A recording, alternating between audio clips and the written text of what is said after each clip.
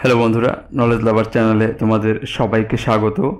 আজকে আমরা আলোচনা করব দশম শ্রেণীর একটি মনস্তাত্ত্বিক গল্প, যার নাম হচ্ছে নদীর বিদ্রোহ, এবং এই গল্পটি লিখেছেন মানিক বন্দ্যোপাধ্যায়। তো এই গল্পটি শুরু করার আগে আমরা বিশিষ্ট লেখক মানিক বন্দ্যোপাধ্যায় সম্পর্কে কিছু জেনে নিই। বিখ্যাত এই প্রাবন্ধিক তিনি জন্মগ্রহণ করেছিলেন 1908 সালের 29শে মে তিনি জন্মগ্রহণ করেছিলেন। তার যে নাম মানিক বন্দ্যোপাধ্যায়, এই নামটি কিন্তু তার ছদ্মনাম ছিল। তার প্রকৃত যে নাম অর্থাৎ পিতৃদত্ত যে নাম বা তার পিতা তাকে যে নাম দিয়েছিল তা হচ্ছে প্রবোধ কুমার বন্দ্যোপাধ্যায়। তার নাম হচ্ছিল প্রবোধ কুমার বন্দ্যোপাধ্যায়, প্রবোধ কুমার। এবার লেখার জগতে এই মানিক বন্দ্যোপাধ্যায়ের আশা নিয়ে বেশ একটি গুরুত্বপূর্ণ বা একটি সুন্দর মনোজ্ঞ কাহিনী রয়েছে। যখন তিনি প্রেসিডেন্সি কলেজে যখন অঙ্ক নিয়ে অনার্স পড়তেন, ম্যাথমেটিক্স নিয়ে যখন অনার্স পড়তেন, সেই সময় বন্ধুদের সঙ্গে, তখন তিনি প্রথম বর্ষের ছাত্র, তখন তিনি বন্ধুদের সঙ্গে বাজি রেখে তিনি একটা গল্প লিখেছিলেন, যার নাম হচ্ছে, তার প্রথম গল্প যার নাম হচ্ছে অতসী মামি, যার নাম হচ্ছে অতসী মামি। তো সেই গল্পটি তিনি পাঠিয়েছিলেন বিচিত্রা নামক পত্রিকার দপ্তরে। কোথায় পাঠিয়েছিলেন? বিচিত্রা।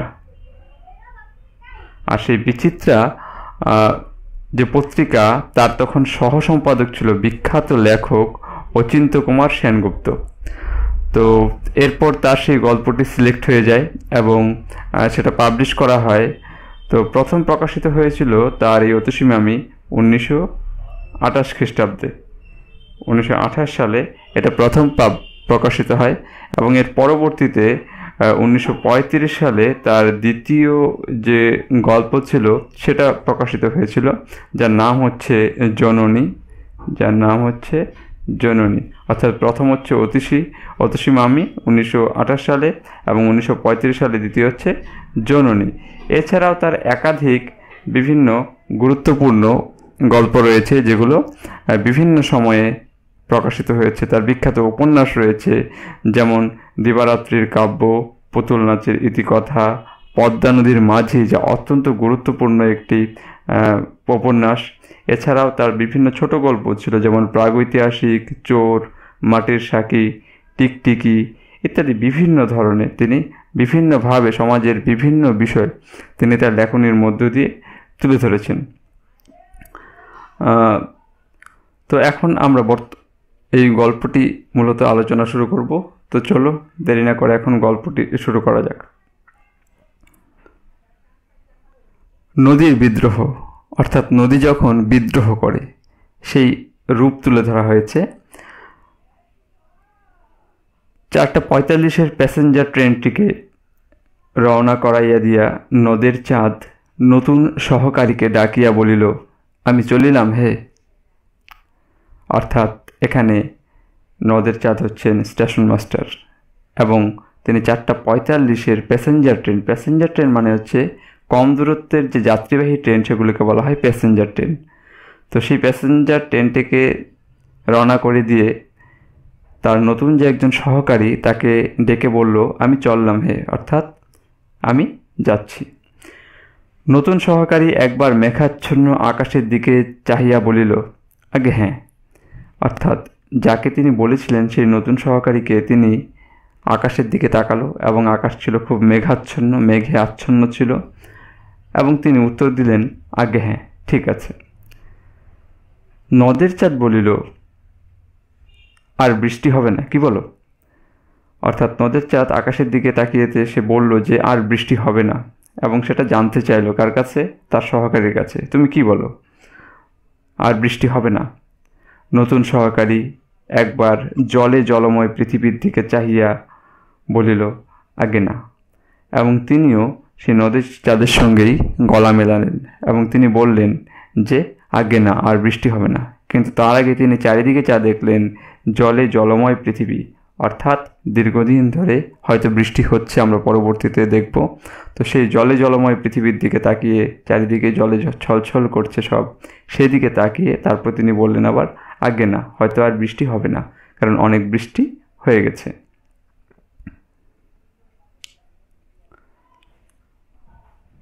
নদের চাঁদ লাইন ধরিয়া 1 মাইল দূরে নদীর ওপরকার ব্রিজের দিকে হাঁটিতে লাগিল। 5 দিন অবিরত বৃষ্টি হইয়া আজ এই বিকালের দিকে বর্ষণ থামিয়াছে। হ্যাঁ, তাহলে গত 5 দিন ধরে অবিরত বৃষ্টি হচ্ছে এবং চারিদিকে জল থই থই করছে। তো সেই বর্ষণ হবার পর আজ বিকেলের দিকে সেই বর্ষণ থেমেছে কিছুটা। 5 দিন নদীকে দেখা হয় নাই, অর্থাৎ নদের চাঁদ 5 দিন ধরে নদীকে দেখেনি। নদের চাঁদ ছেলে মানুষের মতো ঔৎসুক্য বোধ করিতে লাগিল, অর্থাৎ নদের চাঁদের মনে হচ্ছিল যে তার মধ্যে একটা ছেলে মানুষ, অর্থাৎ কম বয়সে যে ছেলেরা রয়েছে তাদের মধ্যে একটা উৎসুকতা তার মধ্যে দেখা দিল। তাই এখানে বলা হয়েছে যে ঔৎসুক্য বোধ করিতে লাগিল।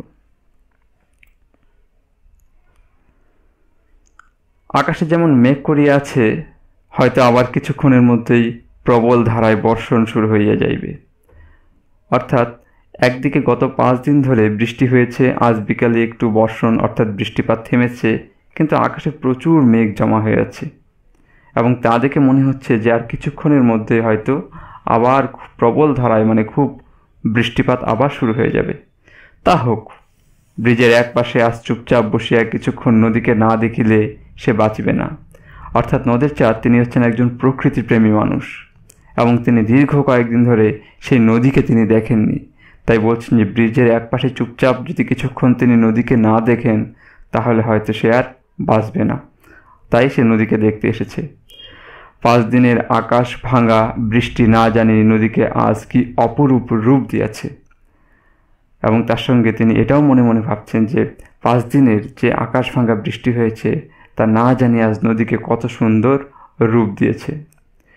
দুদিকে মাঠ ঘাট জলে ডুবিয়া গিয়াছিল। রেলের উঁচু বাঁধ ধরিয়া হাঁটিতে হাঁটিতে দুপাশে চাহিয়া চাহিয়া নদের চাঁদ নদীর বর্ষণ পুষ্ট মূর্তি কল্পনা করিবার চেষ্টা করিতে লাগিল। আর নদের চাঁদ যখন সেই রেলের উঁচু বাঁধ দিয়ে হেঁটে হেঁটে যাচ্ছিল আর মনে মনে সে ভাবতে শুরু করলো যে সেই নদীটি মনে হয় বর্ষণে অর্থাৎ বৃষ্টিতে হয়তো ফুলে ফেঁপে উঠেছে এবং তার চেষ্টা সে করতে লাগলো। সে কল্পনা করে যাচ্ছিল সেরকম। 30 বছর বয়সে নদীর জন্য নদের চাঁদ এত বেশি মায়া একটু অস্বাভাবিক। অর্থাৎ তার বয়স হচ্ছে এখানে কত, 30 বছর। তার বয়স একটা মাঝামাঝি সময়। তো এই 30 বছর বয়সে নদীর জন্য এত মায়া, কম বয়সে মায়া হয়ে থাকে, কারণ কম বয়সে নদীতে সবসময় একটা অন্যরকম নদী টানে বাচ্চাদের, বা নদীতে খেলাধুলা করে, তারা স্নান করে, কিন্তু এর তো বয়স মাঝামাঝি 30। তাই এখানে লেখক বলছেন যে 30 বছর বয়সে নদীর জন্য নদের চাঁদের এত বেশি মায়া একটু অস্বাভাবিক মনে হচ্ছে। কেবল বয়সের জন্য নয়, ছোট হোক তুচ্ছ হোক, সে তো একটা স্টেশন মাস্টার। দিবারাত্রি মেল, প্যাসেঞ্জার আর মালগাড়িগুলির তীব্র বেগে ছোটাছুটি নিয়ন্ত্রিত করিবার দায়িত্ব যাহাদের, সেও তো তাহাদের একজন। নদীর জন্য এমনভাবে পাগলা হওয়া কি তার সাজে? আবার এখানে লেখক তাও বলছেন যে তিনি একজন স্টেশন মাস্টার, অর্থাৎ তিনি কত রেলগাড়ি অর্থাৎ প্যাসেঞ্জার মালগাড়ি যা খুব দ্রুত বেগে ছোটাছুটি করছে সেগুলোকে তিনি সিগন্যালের মধ্য দিয়ে বা নিয়ন্ত্রণ করছে, সেগুলোকে রাস্তা ক্লিয়ার করে দিচ্ছে যাওয়ার জন্য। ফলে তিনি একজন যথেষ্ট দায়িত্ববান ব্যক্তি। তো এত দায়িত্ববান ব্যক্তির নদীর জন্য কি পাগল হওয়া সাজে? তাই এখানে বলা হচ্ছে নদের চাঁদ সব বোঝে, নিজেকে কেবল বুঝাইতে পারে না। নদের চাঁদ বোঝে যে তার দায়িত্ব কতটুকু, তিনি কতটা গুরুত্বপূর্ণ, কিন্তু সে নিজেকে সেটা কখনো বুঝাইতে পারে না। নিজের এই পাগলামিতে যেন আনন্দই উপভোগ করে, আর তিনি যে এটা পাগলামি করছেন এর জন্য কিন্তু তিনি একটা আনন্দ উপভোগ করেন, শিশুর মতো একটা আনন্দ তিনি ভোগ করেন, অর্থাৎ তিনি খুব এটার মজা নিয়ে থাকেন।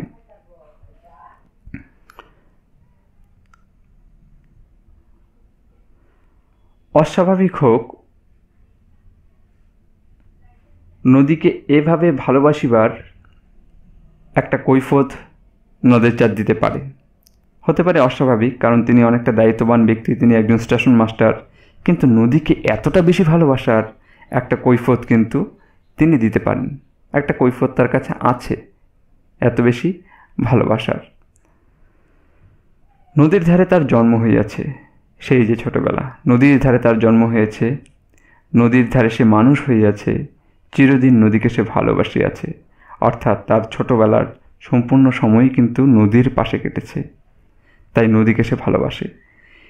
দেশের নদীটি তার হয়তো এই নদীর মতো এত বড় ছিল না, কিন্তু শৈশবে, কৈশোরে আর প্রথম যৌবনে বড় ছোটর হিসাব কে করে?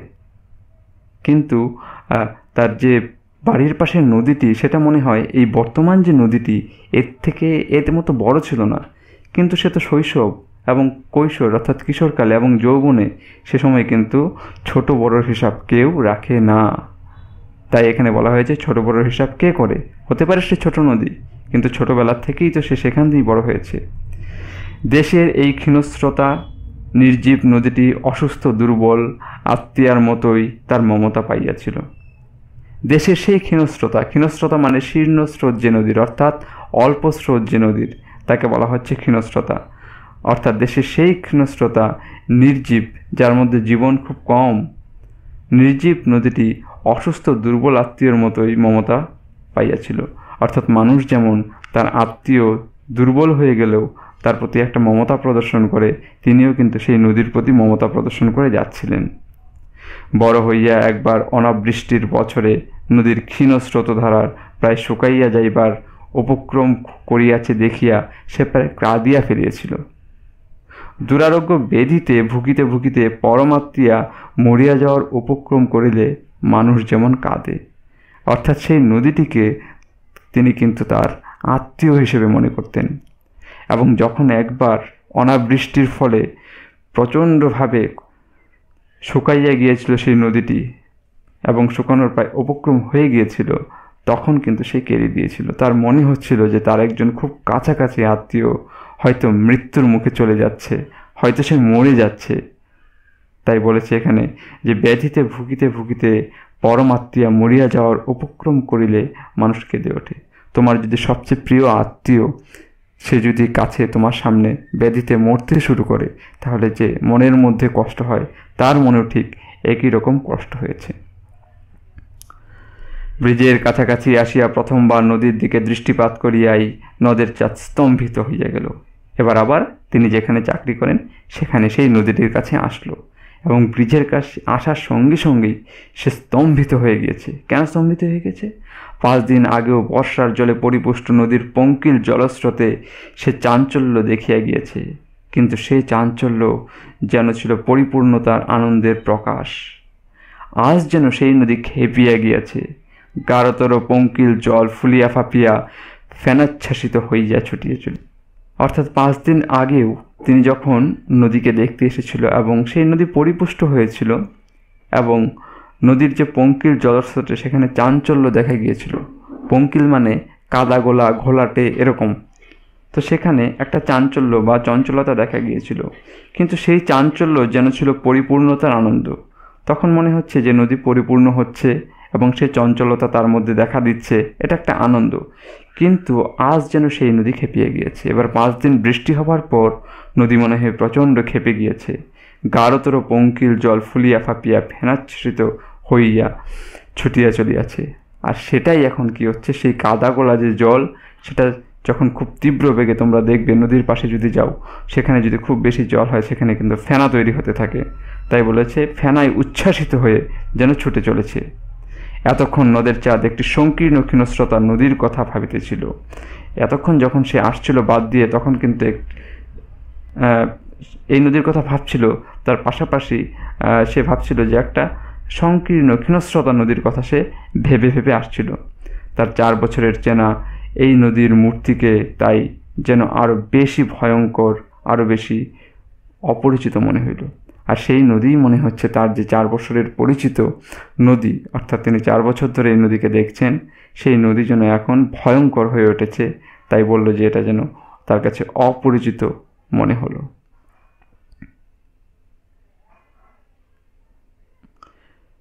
ব্রিজের মাঝামাঝি ইট সুরকি আর সিমেন্টে গাঁথা ধারক স্তম্ভের শেষ প্রান্তে বসিয়া সে প্রতিদিন নদীকে দেখে। সে কোথায় বসে দেখে? ব্রিজের মাঝামাঝি অবস্থায়, যেখানে ইট সুরকি এ সমস্ত রয়েছে। তো সেই স্থানটাতে বসে ধারকস্তম্ভ, অর্থাৎ যেখানে পিলারগুলো থাকে, সেখানটায় বসে সে কিন্তু প্রতিদিন নদীকে দেখে। আজও সে সেইখানে গিয়ে বসিল। আজকেও সেখানে সে গিয়ে বসল। নদীর স্রোত ব্রিজের এই দিকে ধারকস্তম্ভগুলিতে বাধা পাইয়া ফেনিলাবর্ত রচনা করিতেছে। আর যখন সেই নদীর বিশাল স্রোত সেই স্তম্ভগুলোর এসে গায়ে লাগছে, তখন কিন্তু চারিদিকে ফেনা সৃষ্টি হচ্ছে। এ এক ভয়াবহ পরিস্থিতি।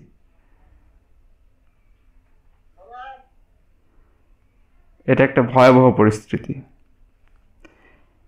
এত উঁচুতে জল উঠিয়া আসিয়াছে যে মনে হয় ইচ্ছা করিলে বুঝি হাত বাড়াইয়া স্পর্শ করা যায়। আর জল এতটাই উপরে এসেছে যে মনে হয় হাত দিলেই সেই জল ছোঁয়া যাবে। অর্থাৎ জলের কিন্তু তীব্র গতিবেগ রয়েছে। নদের চাঁদের ভারী আমোদ বোধ হইতে লাগিল। কিন্তু নদের চাঁদের এর মধ্যেই কিন্তু তার মধ্যে একটা আমোদ অর্থাৎ আনন্দ মনে হচ্ছিল। পকেট খুঁজিয়া পুরাতন একটি চিঠির বাহির করিয়া সে নদীর স্রোতের মধ্যে ছুটিয়া দিল। আর পকেট থেকে সে একটি পুরনো চিঠি বের করে সে নদীর মধ্যে ছুড়ে দিয়েছিল।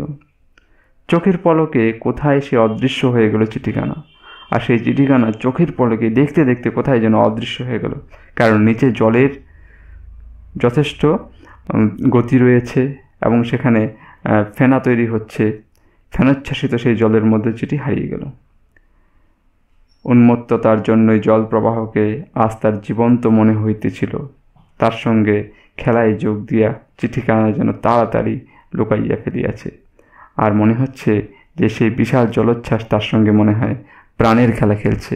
এবং যখন চিঠিটি ফেলে দিল, সেই জলোচ্ছ্বাস খুব দ্রুত তার নিজের মধ্যে সেটাকে লুকিয়ে ফেলল। দুদিন ধরিয়া বাহিরের অবিশ্রান্ত বর্ষণের সঙ্গে সুর মিলাইয়া নদের চাঁদ বউকে প্রাণপণে একখানা 5 পৃষ্ঠাব্যাপী বিরহ বেদনাপূর্ণ চিঠি লিখিয়াছে। চিঠি পকেটেই ছিল। তো সে কী করছিল? সে এই দুদিন ধরে বাইরে যে অবিশ্রান্ত বৃষ্টি হচ্ছে তার মধ্যেই তার সঙ্গে সুর মিলিয়ে, অর্থাৎ প্রকৃতির সঙ্গে সুর মিলিয়ে নদের চাঁদ তার স্ত্রীকে, তার বউকে প্রাণপণে খুব কষ্ট করে একটা চিঠি লিখেছিল এবং সেটাও 5 পৃষ্ঠা হয়েছিল এবং সেটা বিরহ বেদনাপূর্ণ। মানে এ সময় কবি তার মধ্যে বিরহ দেখানোর চেষ্টা করেছে, অর্থাৎ বিরহ সৃষ্টি হয়েছে। তো সেই বিরহর যে বেদনা, সেই বিরহ বেদনা, বিচ্ছেদের যে বেদনা, সেই বেদনার যে কষ্ট, তার ভিত্তিতে তিনি একটি চিঠি লিখেছিলেন। সেই চিঠিটা কিন্তু পকেটেই ছিল। একটু মমতা বোধ করিল বটে, কিন্তু নদীর সঙ্গে খেলা করার লোভটা সে সামলাতে পারিল না। একখানি পাতা ছিঁড়িয়া দুমড়াইয়া মোচড়াইয়া জলের ফেলিয়া দিতে লাগিল। অর্থাৎ সেই যে 5 পৃষ্ঠার চিঠি, খুব বিরহপূর্ণ লেখা, খুব কষ্টে লেখা, সেই চিঠিটা কী করলো? সে কিন্তু একটি একটি করে পৃষ্ঠা সে ছিঁড়ে ছিঁড়ে সেই নদীতে ফেলতে লাগলো। অর্থাৎ তার একটা আনন্দ হচ্ছিল বেশ। তারপর নামলো বৃষ্টি। সেই কি মুষলধারায় বর্ষণ। তারপর প্রচণ্ড বৃষ্টি নেমে গেল এবং সেটা ছিল খুব মুষলধারা বর্ষণ ছিল।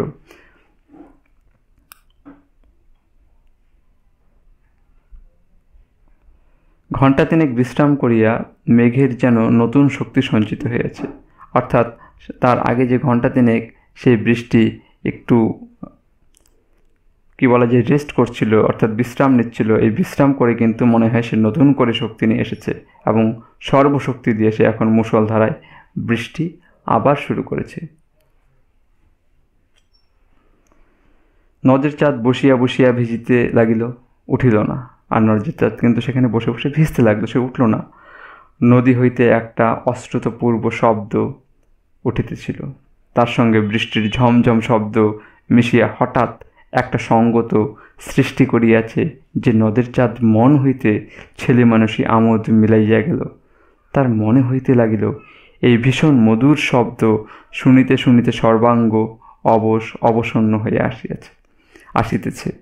অর্থাৎ সে যখন সেখানে বসেছিল, সে বসে বসে কিন্তু সে শুনছিল। কি শুনছিল?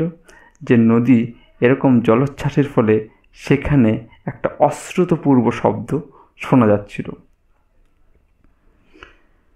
এবং তার সঙ্গে আবার বৃষ্টি হচ্ছে যেহেতু, তাহলে বৃষ্টির ঝমঝম শব্দ সেটাও মিলে গিয়েছে। অশ্রুতপূর্ব বলতে যা আগে কখনো শোনা যায়নি, অর্থাৎ সে আগে কখনো এরকম শব্দ শুনেনি, সেই অশ্রুতপূর্ব শব্দ সেখান থেকে উঠছিল। তার সঙ্গে বৃষ্টির ঝমঝম শব্দ মিলে গিয়েছে এবং সব মিলিয়ে তাকে যেন একটা ছেলে মানুষই আনন্দ দিচ্ছে। এবং তার মনে হতে লাগলো যে এই ভীষণ মধুর শব্দ শুনতে শুনতে তার সর্বাঙ্গ, সারা শরীর, মানে সর্ব অঙ্গ যেন অবসন্ন হয়ে আসছে। ক্রমে ক্রমে দিনের স্থিমিত আলো মিলাইয়া চারিদিকে অন্ধকার ছাইয়া গেল। ক্রমে ক্রমে চারিদিকে কি হলো? অন্ধকার হয়ে গেল। বৃষ্টি একবার কিছুক্ষণের জন্য একটু কমিয়া আবার প্রবল বেগে বর্ষণ আরম্ভ হইল। ব্রিজের উপর দিয়ে একটা ট্রেন চলে যাওয়ার শব্দে আকস্মিক আঘাতে ঘুম ভাঙ্গিয়া যাওয়ার মতো একটা বেদনাদায়ক চেতনা কিছুক্ষণের জন্য নদের চাঁদকে দিশেহারা করিয়া রাখিল। তারপর সে অতি কষ্টে উঠিয়া দাঁড়াইল।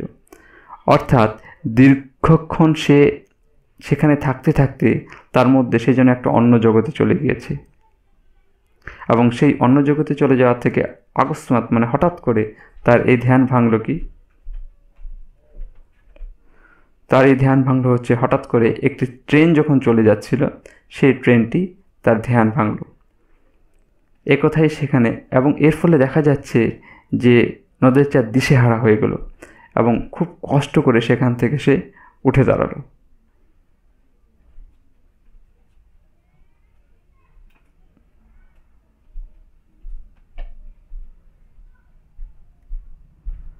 বড় ভয় করিতে লাগিল নদের চাঁদের, এবং যখন ট্রেনটা তার পাশ দিয়ে গেল তার খুব ভয় করতে লাগলো। হঠাৎ তাহার মনে হইয়াছে রোষে ক্ষোভে উন্মত্ত এই নদীর আর্তনাদি জলরাশির কয়েক হাত উঁচুতে এমন নিশ্চিন্ত মনে এতক্ষণ বসিয়া থাকা তাহার উচিত হয় নাই। তখন সে হঠাৎ করে মনে করতে লাগলো যে এতক্ষণ ধরে যে সে বসেছিল সেই ব্রিজের শেষ প্রান্তে ধারকস্তম্ভের পাশে, এটা কিন্তু তার ঠিক হয়নি। কারণ সে নদীর জলের আনন্দে সে নিজেকে বিলিয়ে দিয়েছিল, আনন্দ উপভোগ করছিল, কিন্তু এটা তার জন্য খুব রিস্ক ছিল, তাই তাকে এটা করা ঠিক হয়নি। হোক ইট, সুরকি, সিমেন্ট, পাথর, লোহালক্করে গড়া ব্রিজ, যে নদী এমনভাবে খেপিয়া যাইতে পারে তাহাকে বিশ্বাস নাই। তখন সে এখানে নদীর আবার বিদ্রোহের কথা বলছে, যে হোক ইট, সুরকি, সিমেন্ট, পাথর, লোহালক্কর দিয়ে তৈরি, কিন্তু যে নদী এমন করে খেপে যায় তাকে কিন্তু বিশ্বাস করা ঠিক নয়। অন্ধকারে অতি সাবধানে লাইন ধরিয়া হাঁটিতে হাঁটিতে নদের চাঁদ স্টেশনের দিকে ফিরিয়া চলিল। নদীর বিদ্রোহের কারণ সে বুঝিতে পারিয়াছে। ব্রিজটা ভাঙ্গিয়া ভাসাইয়া লইয়া দুপাশে মানুষের হাতে গড়া বাঁধ চুরমার করিয়া সে স্বাভাবিক গতিতে বহিয়া যাইবার পথ করিয়া লইতে চায়, কিন্তু পারিবে কি? নদী এখানে কেন বিদ্রোহ করেছে? নদী বিদ্রোহ করেছে কারণ নদীকে সংকীর্ণ করে দেওয়ার চেষ্টা হচ্ছে। কি দিয়ে? দুপাশে বাঁধ দিয়ে। তাই সে বাঁধকে ভেঙে, ব্রিজকে ভেঙে সে তার নিজের গতিতে যেতে চায়। এর জন্য সে বিদ্রোহ ঘোষণা করছে। কিন্তু তার পাশাপাশি এও বলছে সে কি পারবে এটা করতে? পারিলেও মানুষ কিবা তাকে রেহাই দিবে? আর সে যদি পেরেও যায়, নদী যদি বিদ্রোহ করে সব কিছু ভেঙে দিয়ে নিজের মতো সে স্বাধীনভাবে চলতে চায়, চলতে থাকে, তাহলেও কি সে পারবে সেটা? মানুষকে তাকে রেহাই দিবে? আজ যে ব্রিজ আর বাঁধ সে ভাঙ্গিয়া ফেলিবে, কাল মানুষ আবার সেই ব্রিজ বাঁধ করিয়া তুলবে। অর্থাৎ যে ব্রিজ বাঁধ সে ভেঙে ফেলবে, কালকে তো আবার মানুষরা সেটা করবে। তারপরে এই গভীর প্রশস্ত জলপূর্ণ নদীর তার দেশের এই ক্ষীণস্রোতা নদীতে পরিণত হইতে না জানি মোটে আর কতদিন লাগিবে। অর্থাৎ মানুষ কিন্তু সেই নদীকে ছেড়ে দেবে না, তাকে আবার বাঁধ দেবে, আরও সংকীর্ণ করবে, আর আস্তে আস্তে নদের চাঁদের সেই দেশের বাড়ির গ্রামের যে নদীটি, সেটা আস্তে আস্তে ক্ষীণস্রোতা হয়ে গিয়েছিল, এই নদীটিও হয়তো আস্তে আস্তে ক্ষীণস্রোতা হয়ে যাবে। স্টেশনের কাছে নতুন রং করা বৃষ্টির জন্য এতকাল নদের চাঁদ গর্ব অনুভব করিয়াছে। আজ তার মনে হইল কি প্রয়োজন ছিল এই ব্রিজের। অর্থাৎ এতদিন ধরে সে কিন্তু এই ব্রিজটার জন্য গর্ব অনুভব করত, কিন্তু নদীর বিদ্রোহ থেকে তার মনে প্রশ্ন জাগলো, কি ছিল, কি প্রয়োজন ছিল এই বৃষ্টি তৈরির? নদীকে তার স্বাধীনভাবে চলতে দিলেই হতো। বোধ হয় এই প্রশ্নের জবাব দিবার জন্যই পিছন হইতে 7 নম্বর ডাউন প্যাসেঞ্জার ট্রেনটি নদের চাঁদকে পিষিয়া দিয়া চলিয়া গেল ছোট স্টেশনটির দিকে। নদের চাঁদ 4 বছর যেখানে স্টেশন মাস্টারি করিয়াছে এবং বন্দি নদীকে সে ভালোবাসিয়াছে। অর্থাৎ শেষটা দেখা যাচ্ছে এটা কিন্তু মানে ট্র্যাজেডির মতো একটা ব্যাপার দেখা গিয়েছে এখানে। কেন দেখো, বোধহয় এই প্রশ্নের জবাব দেওয়ার জন্যই, অর্থাৎ বৃষ্টির কেন প্রয়োজন ছিল, এটার উত্তর দেওয়ার জন্যই 7 নম্বর ডাউন প্যাসেঞ্জার ট্রেনটি নদের চাঁদকে পিষিয়ে দিয়া চলিয়া গেল ছোট স্টেশনটির দিকে। অর্থাৎ নদের চাঁদকে মেরে ফেলল, পিষে দিল, এবং পিষে দিয়ে সে ছোট স্টেশনের দিকে চলে গেল। এবং নদের চাঁদ 4 বছর যেখানে স্টেশন মাস্টারি করিয়াছে এবং বন্দি নদীকে ভালোবাসিয়াছে, এবং যে স্টেশনে সে স্টেশন মাস্টারি করেছে এবং নদীকে সে ভালোবেসেছে, বন্দি নদী যে মুক্ত হতে চায়, যে বিদ্রোহ করেছে, তাকে সে ভালোবেসেছে এবং তাকে ভালোবেসে তার সেই শেষ পরিণতি হয়েছে। অর্থাৎ এখানে নদীকে ভালোবাসতে বাসতে কিন্তু সে শেষ পর্যন্ত নিজেও শেষ হয়ে গেল। তো বন্ধুরা, গল্পটি ছিল খুব সুন্দর গল্প একটি, এবং খুবই মনস্তাত্ত্বিক একটি গল্প, মনে রাখার মতো গল্প। আশা করি তোমাদের ভালো লেগেছে। অনেক ভালো থাকবে। ধন্যবাদ।